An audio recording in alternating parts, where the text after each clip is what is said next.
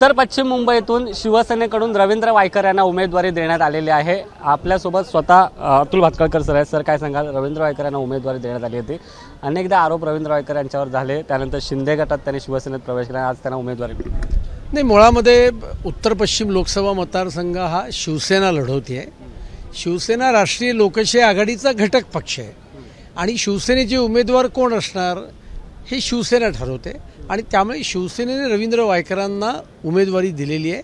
त्यामुळे या संदर्भातली कुठलेही प्रश्न जर का तुमच्या कोणाच्याही मनात असतील तर ते प्रश्न शिवसेनेच्या नेत्यांना विचारले पाहिजेत। राष्ट्रीय लोकशाही आघाडीचे उमेदवार म्हणून आम्ही सर्व उमेदवारांचं काम करणार आणि मुंबईतल्या साहीच्या साही जागा प्रचंड बहुमताने निवडून आणणार। सर, एक प्रश्न असा उपस्थित केला जातो, आधी ईडीचे आरोप होतात, चौकशी होते आणि त्यानंतर भाजप असेल, शिवसेना असेल, त्यांना स्वच्छ करते, असं आहे का? नाही, असा काही स्वच्छ बिच्छ करण्याचा काही मुद्दा नाही आहे।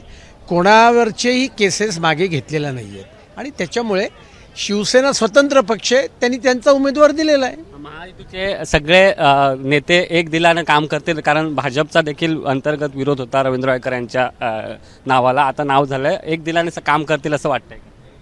पूर्णपणे एक दिलाने कार्यकर्ते काम करणार आहेत आणि 6च्या 6 उमेदवार प्रचंड बहुमताने महायुतीचे निवडून येणार आहेत।